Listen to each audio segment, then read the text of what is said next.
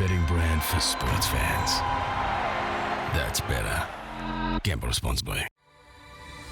$1 Million Racing continues at Kembla Grange. The Gong. You would have been on. Saturday night. Hey Hey Saturday. Have you hit the Gong? Red. Boom. You would have been on that. But another one of these big races. A little bit like the Hunter last week, Mick, Sharkie. A tough one to find. It's about $6 the field betting wise. It's a tough race. Really tough, but I've been waiting for this race, matey. I've been waiting for this race. Why? There's a horse in this race that I've just been counting down the days. I need like an advent calendar for brutality. Because I've been waiting for this horse to get to this race. There are people in prison that have those. Yeah, well, that's it. It's a bit like that, you know, in the cell at Shark Towers. I'm just sort of crossing him off like that as we get towards the Gong. But I am chips in on this horse, brutality in this race. I think his form at the early part of this preparation in much stronger races over shorter trips showed that he's come back really well.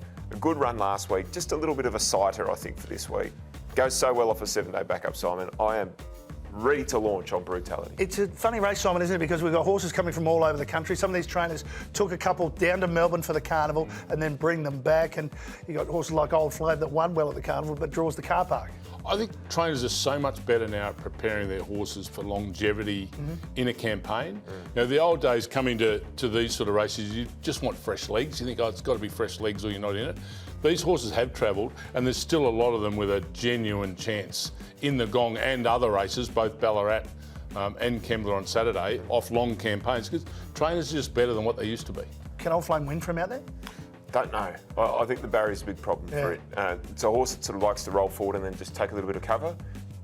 How's he going to get that from that gate? I think it's going to be very hard. And do we read anything, the fact that some have been racing on soft surface, now they get a pretty firm track? I'm sort of umming and ahhing about this. I landed on promise of success, but I want her to be able to get the toe in the ground, and I've got a funny feeling we're already at a good 4. Unless we get some rain down that eastern seaboard, I might be in a bit of strife. All right, Shark, where did you land for your top 3? We know you're on brutality. Brutality on top. Promise of success in second. I just love her form. You know, I know she, as Simon said, likes to get the toe in, but I just loved her form. Skylab next best. He was a great run first up. All right. You're with Promise of Success. Yeah, Promise of Success. Rustic Steel in second. Rustic Steel's won $1.7 million in prize money. How? Yeah, they knocked me over with a feather. When I look at the form, 1.7 million, where'd that come from? But, you know, look, fantastic effort. And I'm staying with trainers in form. Yep. Johnny O'Shea, I think, has had a pretty good spring with limited horses. A little bit went against him early in the spring. Kerwin's Lane, that last run was a beauty. Comes into this race 5 kilos better. I think Kerwin's Lane can run a drum. All right, I've got Hope in Your Heart on top.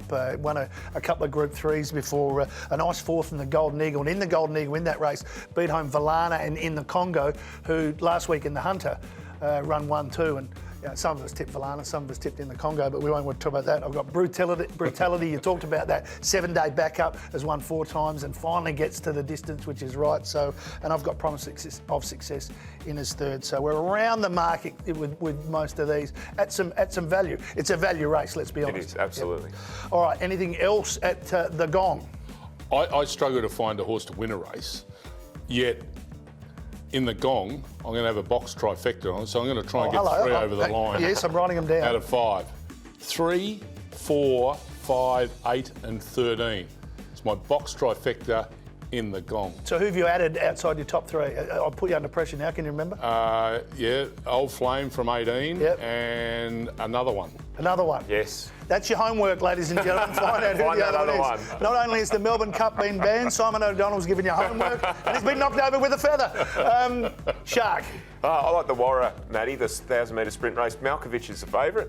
Early money suggests it's going well. He's got to carry 60 kilos, though. And Dragonstone's a pretty sharp horse. You get 6.5 kilos off Malkovich. That might give Dragonstone the chance to knock him over. I'm going with one race 9, Nugget Reese.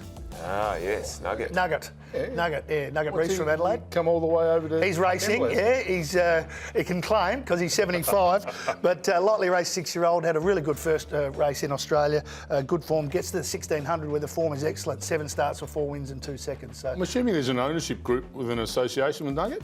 I hope so, because he's a very famous man in Adelaide, and there is cricket on in Adelaide as we speak. All right, that is the Gong Railway Stakes. best race in Western Australia, 1.5 Group 1.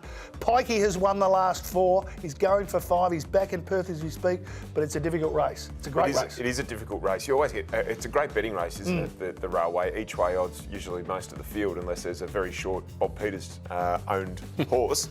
I'm with a horse that I reckon has got one of the best names going around at the moment. Carly's Karma. Carly's Karma. Carly's Karma. And I've loved the preparation. She was going through the grades, putting horses away with a really good turn of foot. Stepped up to weight for age last time. Sat with Massimo, the eventual winner, who just clung on. He led. She still sprinted up. I think that race brings her right on for this. And I think Carly's Karma, Simon, will win the railway. Tick. Tick, 2 for Carly's.